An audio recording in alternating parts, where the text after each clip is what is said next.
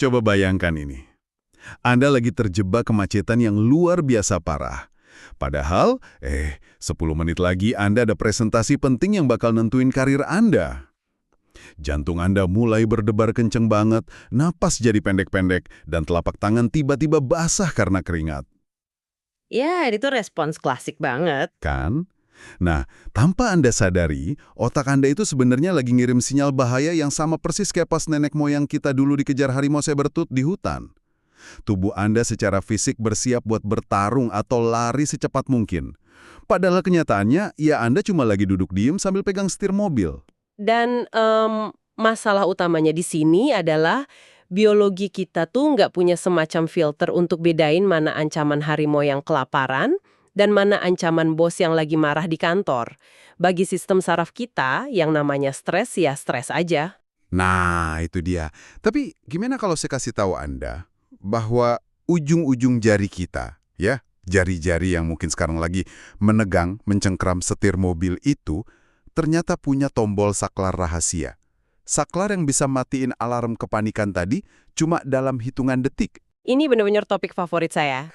Makanya di eksplorasi mendalam kita kali ini, kita bakal bongkar sesuatu yang luar biasa. Kita bakal lihat gimana sains neurobiologi modern secara mengejutkan mulai mengonfirmasi dan ngejelasin apa yang secara mekanis terjadi di balik praktek-praktek yang sering kita anggap sebagai ilmu kebatinan atau spiritualitas kuno. Benar banget. Dan ini tuh titik temu yang paling menarik dalam sains saat ini. Kita nggak lagi cuma ngelihat meditasi atau pernapasan sebagai konsep mistis yang abstrak gitu. Kita sekarang ngelihatnya pakai lensa endokrinologi, lewat gelombang otak, dan bahkan pengurutan DNA. Ya, dari hal mistis jadi terukur. Bisa jadi pemutus sirkuit buat kepanikan kita harus bedah dulu nih. Apa sih yang sebenarnya rusak atau korslet di dalam tubuh pas kita lagi stres atau marah? Oke, mari kita mulai dari sana. Apa yang secara harfiah terjadi di balik layar tubuh kita pas model lawan atau lari atau fight or flight ini ngambil alih kendali secara paksa? Jadi gini, pas amarah atau kecemasan meledak, kelenjar adrenal Anda langsung membanjiri aliran darah sama hormon kortisol dan adrenalin. Ini murni mekanisme bertahan hidup. Tubuh Anda langsung narik aliran darah dari sistem yang dianggap nggak penting buat bertahan hidup saat itu. Contohnya kayak pencernaan gitu. Pencernaan dimatikan sementara dan darah dipindah ke otot. Tapi masalahnya, penarikan darah yang tiba-tiba ini merusak mikrobioma usus Anda. Dan parahnya lagi, di waktu yang sama, banjir hormon stres tadi benar-benar menekan produksi sel T dan sel natural killer di sistem imun Anda. Sebentar, sel natural killer ini kan ibaratnya pasukan khusus tubuh kita buat bunuh virus sama sel tumor kan? Iya, betul sekali. Jadi maksudnya, cuma gara-gara kita marah-marah di jalanan, kita secara nggak sadar lagi melucuti pertahanan tubuh kita sendiri. Bukan cuma melucuti, pas pasukan pertahanan Anda ini lagi lemah, tubuh Anda malah nyalain alarm kebakaran seluler yang salah. Stres itu memicu lonjakan protein yang namanya sitokin proinflamasi, terutama yang sering diteliti itu IL-6 dan TNF-alpha. Oke, sitokin ini bikin apa tuh? Sederhananya, sitokin ini tuh molekul sinyal yang menciptakan peradangan hebat di seluruh tubuh. Makanya otot-otot leher dan kepala Anda otomatis menegang sebagai respons perlindungan. Nah, inilah alasan utama kenapa kita sering banget kena sakit kepala kronis atau tension type headache pas lagi banyak pikiran. Wow, jadi ini bukan sekedar kita punya emosi negatif yang bikin bete doang ya. Ini tuh benar-benar pembongkaran sistematis dari dalam. Tubuh kita dengan sukarela mengorbankan kesehatan jangka panjang cuma demi memompa energi sesaat. Sangat disayangkan, tapi iya, begitu cara kerjanya. Berarti kalau kemarahan dan kecemasan ini ibarat pedal gas yang macet sampai mesin mobil kita overheat, semestinya biologi kita punya dong rem daruratnya. Oh, sangat punya. Dan bintang utama kita hari ini namanya saraf vagus. Ini tuh saraf kranial paling panjang di tubuh manusia. Dia menjalar dari batang otak, merambat ngelewatin pita suara di tenggorokan, turun ke jantung, paru-paru, sampai ke seluruh organ pencernaan di perut. Panjang banget ya? Banget. Dan saraf vagus ini adalah kabel komunikasi utama yang bisa merintahin tubuh buat nyalain sistem saraf parasimpatik alias mode istirahat dan cerna, rest and digest. Kalau saraf ini aktif, detak jantung langsung melambat, tekanan darah turun, dan peradangan otomatis diredam. Nah, ini pertanyaan terbesarnya. Gimana caranya kita menarik rem saraf vagus ini? Apalagi kalau kita lagi di tengah badai serangan panik yang rasanya otak tuh lumpuh dan dunia kayak mau kiamat. Psikologi modern sebenarnya punya rekomendasi intervensi sensorik yang lumayan populer. Namanya teknik grounding 54321. Oh, yang kita disuruh nyari 5 hal yang bisa dilihat itu ya? Betul. 5 yang bisa dilihat, 4 yang bisa disentuh, 3 yang bisa didengar, 2 yang bisa dicium aromanya, dan 1 yang bisa dikecap. Metode ini efektif banget karena secara harfiah dia meretas cara otak mengalokasiin energi komputasinya. Tapi tunggu dulu. Saya harus sedikit nyanggah di sini. Kalau ada orang lagi ngalamin serangan panik yang ekstrim, napasnya udah ngos-ngosan gitu, bukannya aneh ya kalau tiba-tiba disuruh meraba meja atau ngendus-ngendus aroma sesuatu? Maksud saya, masa ia lihat 5 benda warna biru di ruangan, benar-benar punya kekuatan mekanis buat matiin alarm panik di otak? Kedengerannya memang aneh, tapi itu sangat bisa. Dan alasannya murni karena keterbatasan arsitektur otak kita sendiri. Gini, kecemasan itu sirkuit tertutup di dalam kepala. Otak tuh nyedak hampir semua energinya cuma buat memproyeksikan skenario bencana yang sebenarnya nggak nyata. Oke, terus hubungannya sama indera kita? Otak Anda itu nggak bisa melakukan 2 hal berat sekaligus. Dia nggak bisa memproses ketakutan eksistensial yang super kompleks, tapi di saat yang sama harus nganalisis gimana rasanya sensasi bludru di kursi yang Anda sentuh atau aroma kopi di udara. Saya mulai paham arahnya. Pas Anda maksa otak buat memproses data sensorik eksternal yang konkret, Anda tuh secara fisik lagi mencabut kabel suplai energi dari area otak yang lagi asyik memproduksi panik gitu. Astaga, jadi ini bukan sekedar pengalihan perhatian yang manis-manis gitu ya. Ini tuh sabotase bandwidth otak. Kita sengaja membebani jalur saraf sensorik supaya otak nggak punya sisa memori buat muter film horor di kepala kita. Analogi yang brilian banget sabotase bandwidth. Dan pas otak terpaksa balik ke realitas fisik saat ini, saraf vagus nerima sinyal kalau, oh ternyata nggak ada harimau nih di sekitar sini. Dia langsung ngelepasin asetilkolin. Asetilkolin ini apa?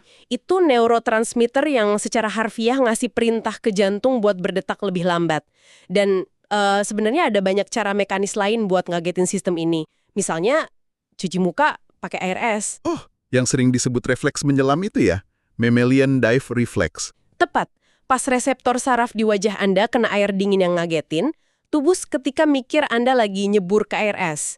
Saraf vagus langsung ambil alih buat nurunin detak jantung drastis demi hemat oksigen. Itu saklar riset yang sangat instan. Wah, luar biasa. Terus ada cara lain ya selain air dingin? Ada, kayak bersenandung atau tertawa, karena saraf vagus ini kan nempel di pita suara di tenggorokan. Jadi getaran fisik pas kita bersenandung atau nyanyi, itu ngasih pijatan mekanis ke sarafnya, yang langsung ngirim sinyal tenang balik ke otak. Oke, jadi psikologi modern sama neurobiologi pakai metode 54321 dan air es. Tapi disinilah eksplorasi sumber kita jadi makin liar dan menarik. Ternyata peradaban kuno udah memetakan cara memutus sirkuit stres ini ribuan tahun yang lalu, dan mereka merancangnya cuma lewat formasi ujung-ujung jari kita. Mari kita bahas soal yoga mudra. Iya, konsep ini sering banget diabaikan karena bahasanya kedengeran terlalu mistis buat telinga orang modern.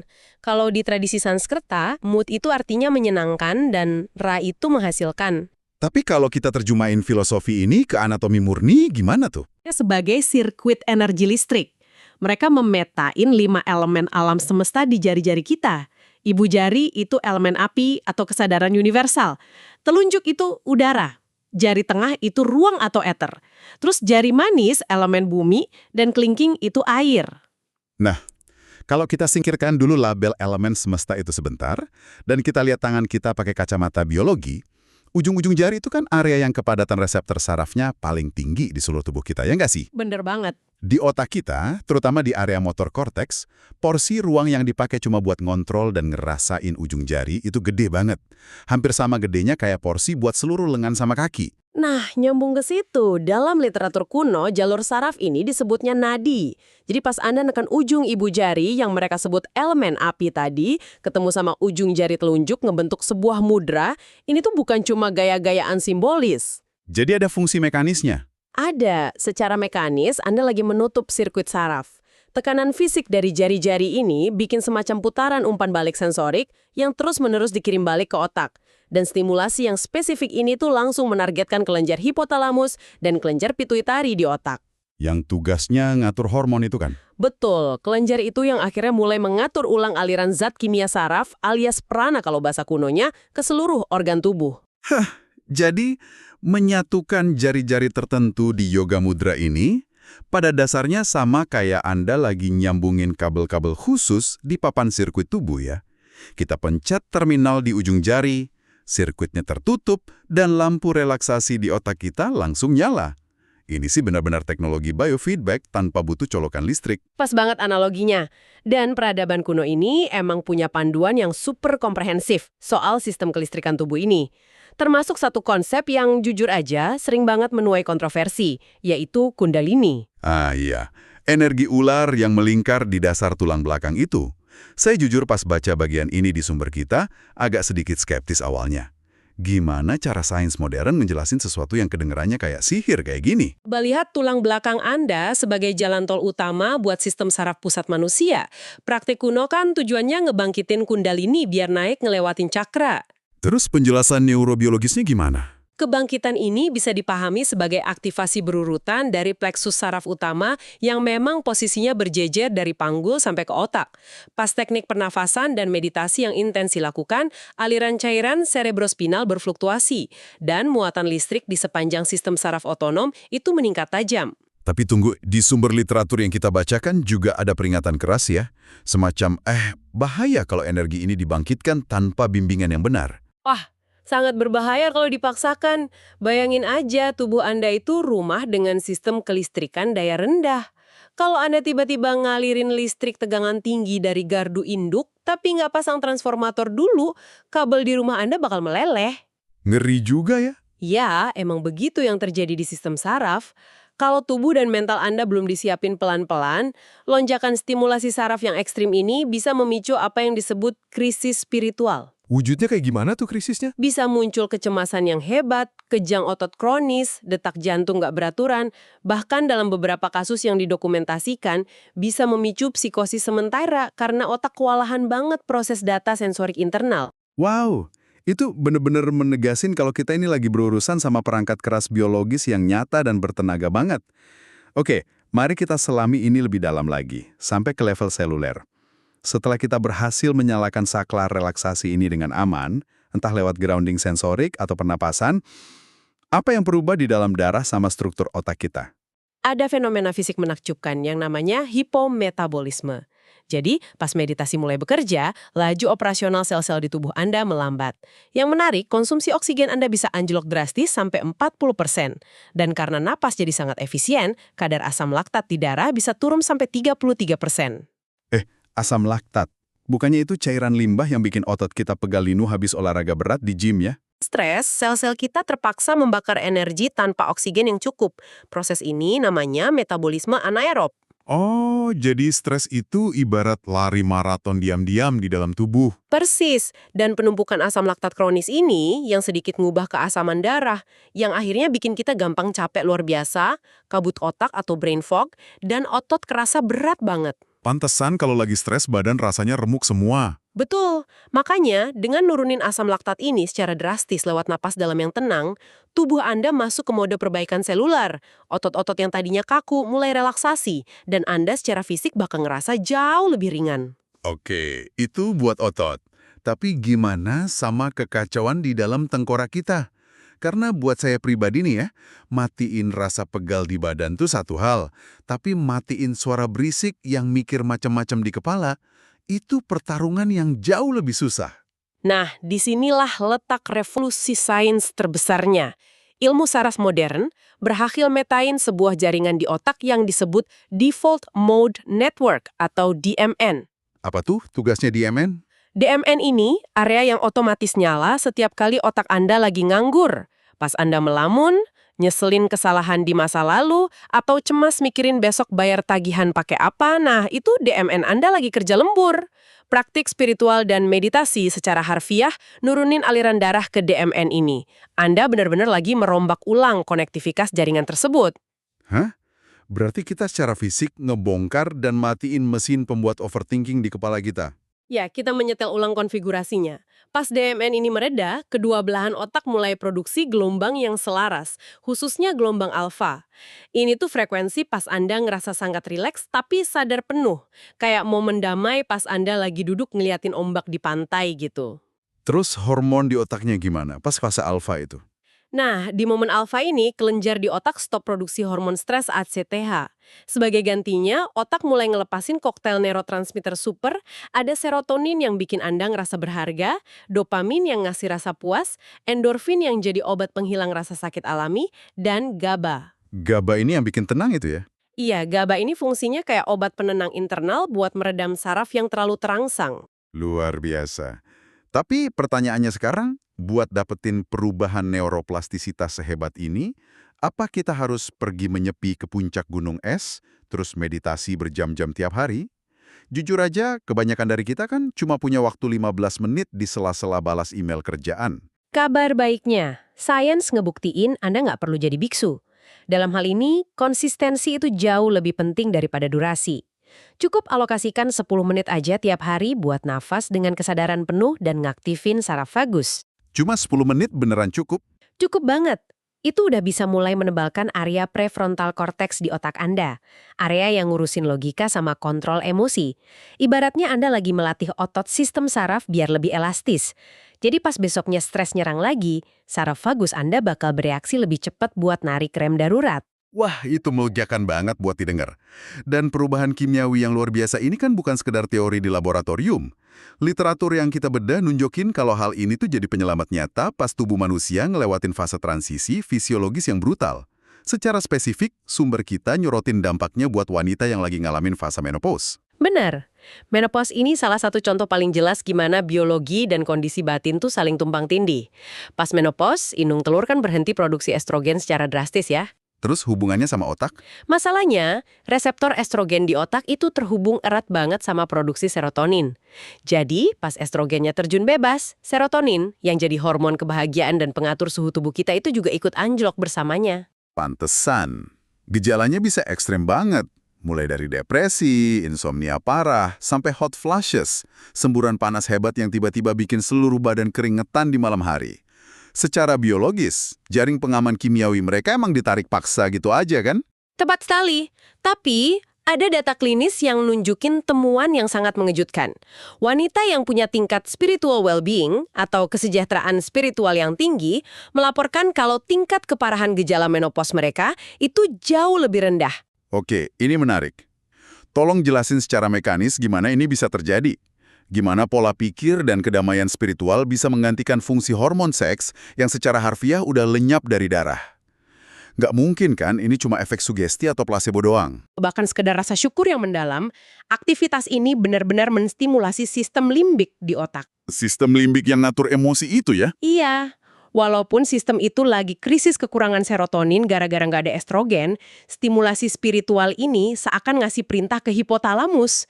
Dia nyuruh hipotalamus buat membanjiri tubuh sama hormon oksitosin, hormon cinta dan ikatan, dan juga ningkatin GABA. Jadi oksitosin sama GABA ini masuk buat nambal kekosongan serotonin tadi? Betul. Mereka berdua masuk buat menstabilkan sistem saraf otonom yang lagi kacau balau. Mereka secara mekanis mengendalikan pembuluh darah yang tadinya melebar tak terkendali pas hot flashes dan ngasih efek penenang yang menidurkan amigdala. Akhirnya, insomnia dan kecemasan malam hari mereda. Tubuh kita itu pinter nyari jalur kimiawi alternatif buat nyari equilibrium. Ini gila sih. Kesejahteraan spiritual ternyata benar-benar beroperasi kayak apotek internal yang ngebagin obat penenang alami tepat di momen tubuh lagi krisis. Nah, ngomong-ngomong soal dampak kesejahteraan spiritual, ada satu konsep lagi di tumpukan riset kita yang bikin saya sangat penasaran. Konsep tentang resonansi energi dari pemikiran Dr. David R. Hawkins. Oh iya, Dr. Hawkins. Beliau ini menyusun peta kesadaran yang mengklasifikasikan emosi manusia berdasarkan frekuensi vibrasinya. Menurut teori beliau, emosi negatif kayak rasa malu, bersalah, ketakutan, sama amarah itu memancarkan vibrasi elektromagnetik yang sangat rendah. Terus kalau emosi positif, Sebaliknya, kedamaian, cinta, dan pencerahan itu memancarkan gelombang frekuensi yang sangat tinggi. Nah, saya harus nekan tombol jeda sebentar di sini. Kalau kita udah mulai ngomongin frekuensi emosi yang mancar keluar badan kayak sinyal Wi-Fi, apakah sains sungguhan benar-benar bisa mengukur gelombang amarah di udara? Atau ini cuma metafora psikologis yang dibungkus pakai bahasa fisika kuantum biar kedengeran keren aja, ala-ala law of attraction gitu? Saya sangat menghargai skeptisisme Anda karena jujur batas antara neurobiologi dan pseudosains di area ini tuh kadang tipis banget. Tapi mari kita bahas faktanya. Sains modern emang belum punya alat ukur definitif buat nangkep gelombang energi marah secara mistis di udara. Oke, jadi emang nggak ada alat ukurnya? Belum ada, tapi mari kita lihat ini dari sudut pandang neurobiologi sosial dan biometrik yang bisa diukur. Tubuh kita, terutama jantung, itu punya medan elektromagnetik yang sangat nyata. Ada yang namanya variabilitas detak jantung atau HRV. Dan HRV ini berubah pas kita marah. Berubah drastis. Pola HRV kita jadi sangat irregular pas kita stres atau marah.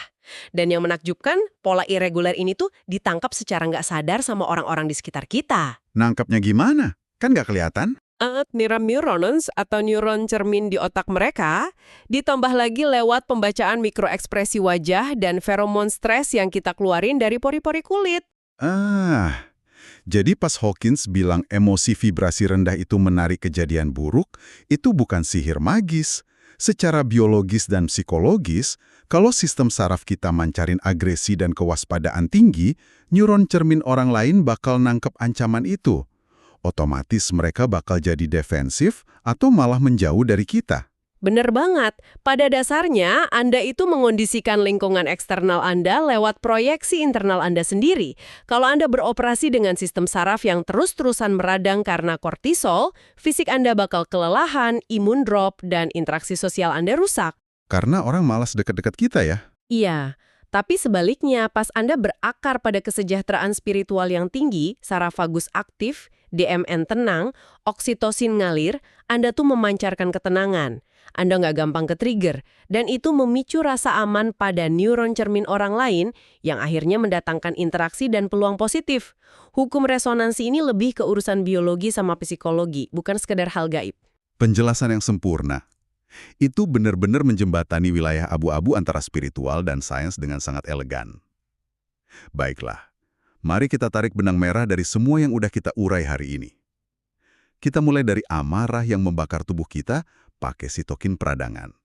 Terus kita nemuin kalau ternyata kita dibekali saraf vagus sebagai rem daruratnya. Betul. Dan cara nekan rem ini macam-macam ya.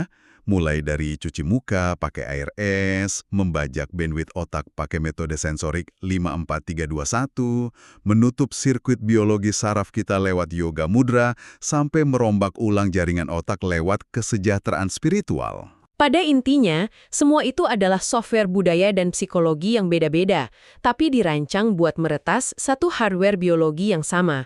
Tujuannya cuma satu, gebungkam badai hormon stres, ngebuang asam laktat dari darah kita, dan bawa kita pulang ke mode penyembuhan. Kenapa hal ini penting banget buat Anda pendengar kita ingat setiap hari? Karena sains dan spiritualitas udah sepakat kalau kunci kendali atas sistem saraf Anda itu nggak ada di ruang gawat darurat rumah sakit atau di pil anti cemas yang harganya mahal. Kunci itu bersembunyi di ritme nafas Anda sendiri, di ujung jari Anda, dan di cara Anda mengarahkan perhatian.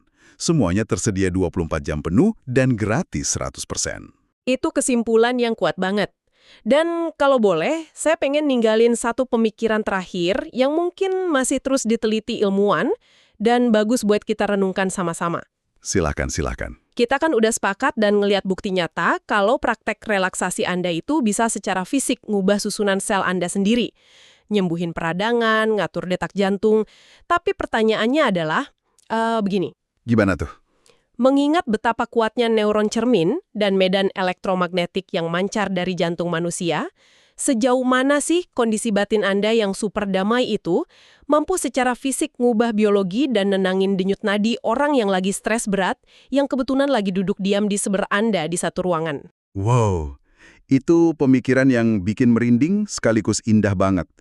Mungkin kita secara harfiah benar-benar bisa jadi penawar stres buat orang lain, tanpa perlu ngucapin sepatah kata pun ya. Luar biasa. Terima kasih banyak udah menemani kami mendalami misteri sistem saraf ini. Untuk Anda semua, tetaplah bernapas. Dan sampai jumpa di eksplorasi mendalam kita berikutnya.